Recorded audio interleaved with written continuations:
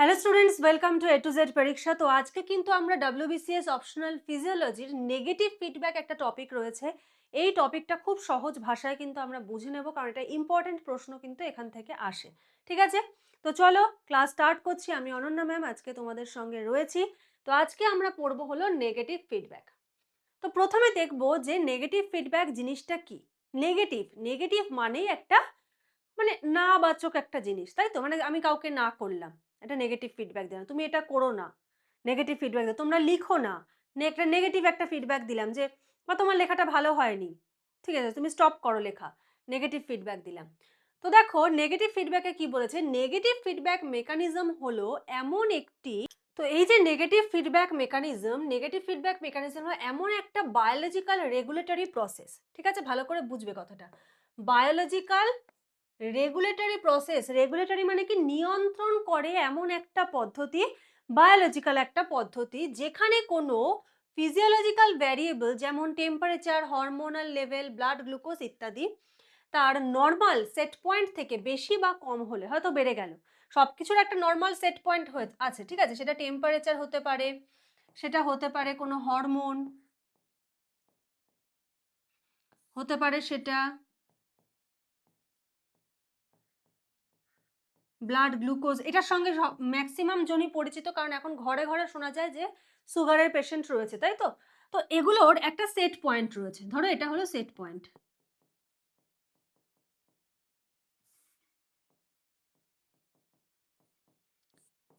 তো এই পয়েন্ট থেকে যদি এটা বেড়ে যায়, ব্লাড গ্লুকোজ বেড়ে যায়, তাহলেও ক্ষতি, যদি এটার থেকে কমে যায় তাহলেও ক্ষতি। ঠিক আছে, তো সেই ব্যাপারটাই এখানে বলেছে যে সেট পয়েন্ট থেকে বেশি বা কম হলে শরীর এমন প্রতিক্রিয়া দেখায়। এবার বেড়ে গেলে কিন্তু আমাদেরকে কোনো হেডেক নিতে হচ্ছে না, যে তুমি বসে বসে বুঝে গেলে হো আমার বডিতে রক্তে তো গ্লুকোজটা বেড়ে গেল, না না এবার কমানোর কাজটা করতে হবে, তুমি কিন্তু নির্দেশ, তোমার বডি কিন্তু ভেতরে ভেতরে এই সমস্ত কাজগুলো করছে, যেটা নিয়ে তোমার ভ্রুক্ষেপ মাত্র মাত্র নেই।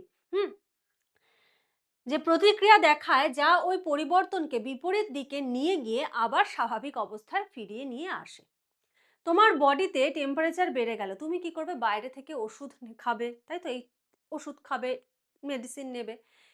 তোমার বডির কিন্তু একটা সেলফ মেকানিজম আছে, যখনই টেম্পারেচার বেড়ে যাচ্ছে বডি কিন্তু সেই টেম্পারেচারটাকে কমানোর জন্য আপ্রাণ চেষ্টা করে। হ্যাঁ, খুব এক্সেসিভ হয়ে গেলে তখন মেডিকেশনটা প্রয়োজন হয়ে যায়, একদমই প্রয়োজন হয় না আমি সেটা বলছি না, কিন্তু বডির একটা সেলফ একটা রেগুলেটরি সিস্টেম রয়েছে, যেটা কিন্তু বডির টেম্পারেচার বলো, হরমোনাল লেভেল বা সমস্ত কিছুকে নিয়ন্ত্রণ করছে। এবং যতক্ষণ এই নিয়ন্ত্রণ বা ব্যালেন্সটা বা এটাকে বলে হোমিওস্ট্যাসিস,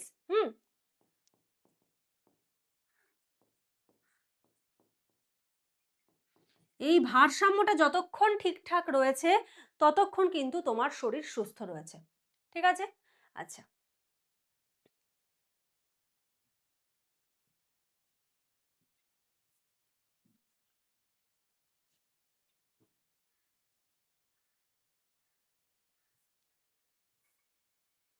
নেক্সট দেখো, যদি আমরা এটাকে সহজ ভাষায় বলি তাহলে কি হচ্ছে, আউটপুট নিজেই ইনপুটকে কমিয়ে দেয়। আউটপুট যেটা, সে কি করছে, যেখান থেকে ইনপুট হচ্ছিল, ঠিক আছে, সেটাকে কি করে, কমিয়ে দেয়। এটাকেই বলা হচ্ছে হলো নেগেটিভ ফিডব্যাক। নেক্সট যদি আমরা ডেফিনিশন দেখি তাহলে কি বলেছে, negative feedback mechanism is a control system in which the response of a system counteract the initial stimulus thereby maintaining homeostasis। যদি বাংলায় দেখি তাহলে কেমন হবে, নেগেটিভ ফিডব্যাক হলো এমন একটি নিয়ন্ত্রণ ব্যবস্থা যেখানে কোনো পরিবর্তনের ফলে উৎপন্ন প্রতিক্রিয়া সেই পরিবর্তনকে হ্রাস করে বা বন্ধ করে দেয়। ফিজিওলজি কিন্তু বাংলাতেও পড়া যায়, যদি তুমি জিনিসটা বোঝো, কনসেপ্টটা তোমার ক্লিয়ার থাকে, বাংলাতে লিখলেও তুমি কিন্তু নাম্বার পাবে, কারণ তুমি ভুল লিখছো না। দেখো এখানে যেমন নেগেটিভ ফিডব্যাকের ডেফিনেশন, এটা যদি 1 মার্কস থাকে, যে এটা লিখেছে সেও যেমন 1 মার্কস পাবে, যে এটা লিখবে সেও কিন্তু 1 মার্কস পাবে, কারণ এ কিন্তু কোনো ভুল লেখেনি। আর ভাষার জন্য নাম্বার কাটা যাবে, এটা কিন্তু সম্পূর্ণ ভ্রান্ত একটা ধারণা। এখন সেন্ট্রালের পরীক্ষা ধরো সিএইচএসএল, এমটিএস, এগুলোও কিন্তু এখন বাংলাতে দেওয়া যাচ্ছে, ঠিক আছে। তারপরে ধরো ডব্লিউবিসিএস তো বাংলাতে দেওয়া যায়, ঠিক আছে, ডেসক্রিপটিভ যেগুলো থাকে আর কি, অপশনাল যেগুলো থাকে, সরি, অপশনাল কিন্তু বাংলাতে দেওয়া যায়, ওখানে লেখাই থাকে, সুতরাং ভাষার জন্য নাম্বার কাটবে, এটা কিন্তু সম্পূর্ণ একটা ভ্রান্ত ধারণা। এবারে দেখবো components of negative feedback system. একটা নেগেটিভ ফিডব্যাক সিস্টেম সাধারণত তিনটে প্রধান অংশ নিয়ে গঠিত। কি কি? একটা হলো রিসেপ্টর বা সেন্সর, ঠিক আছে? রিসেপ্টর বা সেন্সর কি করে? পরিবর্তনকে শনাক্ত করে, কি চেঞ্জেস হলো সেইটাকে শনাক্ত করছে হলো রিসেপ্টর বা সেন্সর। ধরো এই পেনটা হলো রিসেপ্টর বা সেন্সর, ঠিক আছে? তো আমি পেনটাতে এরকম করে টাচ করলাম, সরি, আমি পেনটাতে এরকম করে টাচ করলাম, তো পেনটা কি করলো? সেন্স করলো যে আমার এখানে একটা মুভমেন্ট হয়েছে, ঠিক আছে? তো পেনটা হলো এখানে রিসেপ্টর। যেমন দেখো থার্মো রিসেপ্টর, গ্লুকোজ রিসেপ্টর, যারা গ্লুকোজকে ডিটেক্ট করে তারা গ্লুকোজ রিসেপ্টর, থার্মো রিসেপ্টর যারা টেম্পারেচারকে ডিটেক্ট করছে তারা থার্মো রিসেপ্টর। নেক্সট বলেছে কন্ট্রোল সেন্টার, সংকেত বিশ্লেষণ করে সিদ্ধান্ত নেয়। এবারে পেনটা এই যে মুভ হলো, এবার সেই সেন্সটা কোথায় চলে গেল? এখান থেকে ব্রেনে চলে আসলো। ব্রেন বললো যে না পেনটা মুভ করছে, এটা কিন্তু পড়ে যেতে পারে, তুমি হাতটাকে শক্ত করে ধরো, ঠিক আছে? তাহলে এই যে কন্ট্রোল সেন্টার, সংকেত, কি সংকেত আসলো সেটাকে বিশ্লেষণ করলে আমাদের ব্রেন, আমরা কিন্তু বাইরে চেয়ারে বসে ফোন দেখে টিভি দেখে কাটিয়ে দিচ্ছি, ঘুরে ফিরে কাটিয়ে দিচ্ছি, ভেতরে কি হচ্ছে না হচ্ছে আমরা কিন্তু বিন্দু মাত্র চিন্তা করে দেখি না। সাধারণত দেখো ব্রেন, হাইপোথ্যালামাস বা এন্ডোক্রাইন গ্ল্যান্ড। নেক্সট বলেছে ইফেক্টর, প্রয়োজনীয় অ্যাকশন। তো ব্রেন বললো তুমি একটা অ্যাকশন নাও, কি করে? এখানকার মাসেলগুলোকে কন্ট্রাক্ট করে দাও, সংকোচন করে দাও। কারণ আমি যখন হাতটা এরকম করছি তখন তো আমার মাসেল রিল্যাক্স, রিল্যাক্স কাকে বলে? এরকম যখন থাকবে তখন রিল্যাক্স, নর্মাল ভাবে রয়েছে, এরকম থাকা মানে কি? কন্ট্রাক্ট করো। তাহলে কি হবে? পেনটাকে তুমি গ্রিপে শক্ত করে ধরতে পারবে, এটা কিন্তু আর মুভমেন্ট করবে না। যেমন দেখো মাসেল গ্ল্যান্ড, এগুলো হলো ইফেক্টর।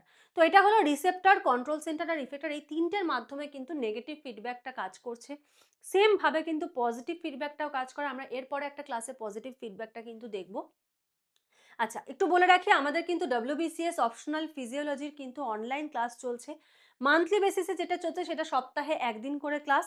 আর নোটস, যারা বেঙ্গলি এবং ইংলিশ বোথ ল্যাঙ্গুয়েজেই তোমরা নোটস পাবে।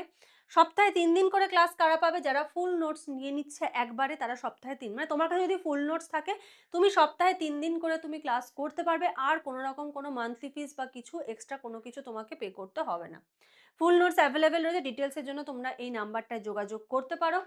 মান্থলি ফিজের দেখো 499 হলো মান্থলি ফিস, এটা তোমাকে 8 মান্থ পে করতে হবে, ঠিক আছে? ডিসেম্বর থেকে কিন্তু এটা নিউ ব্যাচ স্টার্ট হয়েছে। তো যারা যারা জয়েন করতে চাইছো, স্ক্রিনে যে নাম্বার দেখতে পাচ্ছ সেই নাম্বারটায় যোগাযোগ করো। ক্লাসটা এখন আর ফ্রাইডেতে হয় না,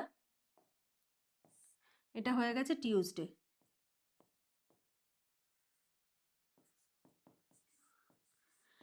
প্রত্যেকটা ক্লাস লাইভ ক্লাস হয়।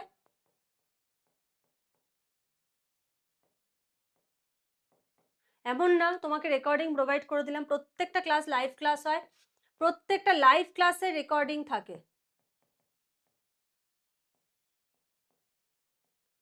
তুমি ক্লাস মিস করে গেলে তুমি সেটা পেয়ে যাবে।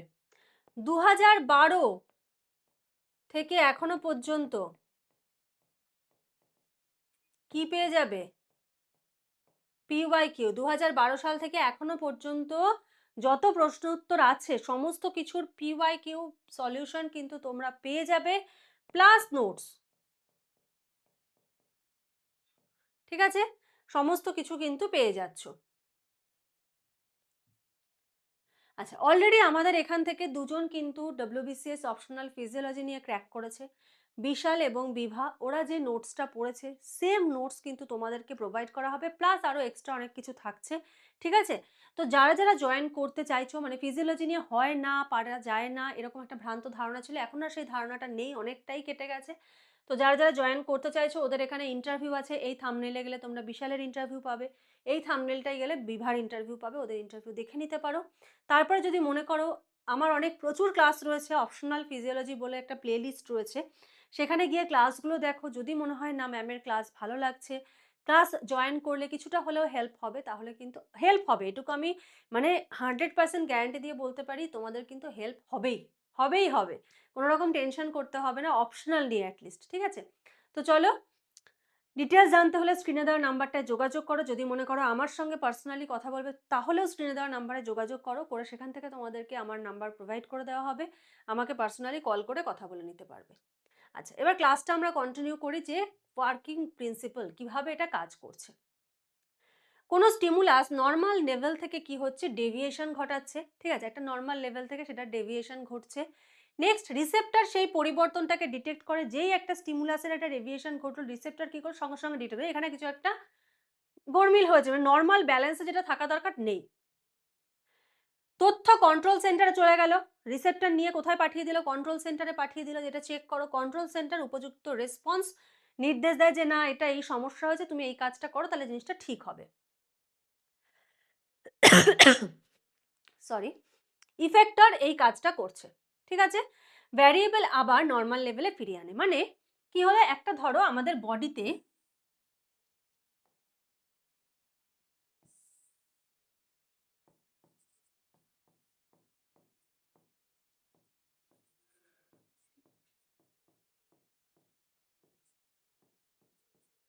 ব্লাড গ্লুকোজ লেভেল এটা হলো নর্মাল, ঠিক আছে। এবার ব্লাড গ্লুকোজ লেভেলটা হঠাৎ করে কি হলো, বেড়ে এরকম জায়গায় চলে আসলো। এবার যে সমস্ত গ্লুকোজ রিসেপ্টর রয়েছে, ঠিক আছে, যারা গ্লুকোজকে ডিটেক্ট করে, তারা বুঝতে পারলো যে রক্তে গ্লুকোজের পরিমাণটা বেড়ে গেছে, ঠিক আছে। এবার রক্তে গ্লুকোজের পরিমাণটা কমায় কে?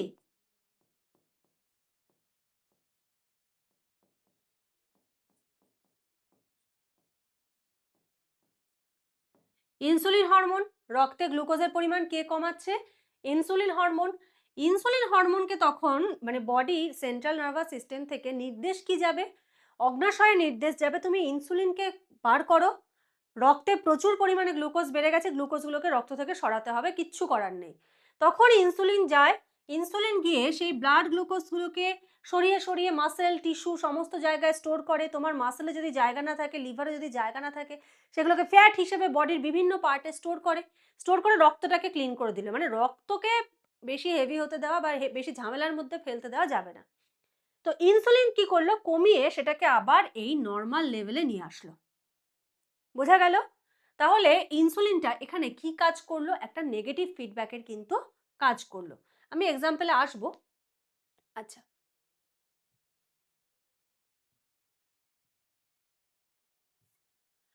আগে এটা অটোমেটিক কেটে যেত, এখন এটার অপশনটা দিচ্ছে না কেন জানি না।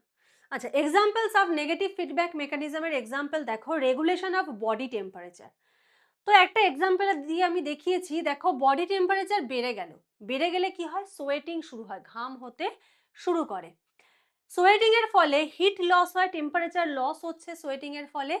টেম্পারেচার আবার 37 ডিগ্রি সেলসিয়াসের দিকে ফিরে আসে। গরমকালে যখন আমরা ধরো বাইরে বেরোচ্ছি, দেখবে আমরা ঘেমে যাই। তো ঘেমে যাওয়াটা কিন্তু বডিকে ঠিক রাখার একটা মানে পজিটিভ ফাংশন বলতে পারো, যে তুমি তোমার ঘাম হচ্ছে মানে তোমার বডি ঠিকঠাকভাবে কাজ করছে, তোমার বডির হিটটাকে কিন্তু বাড়তে দিচ্ছে না।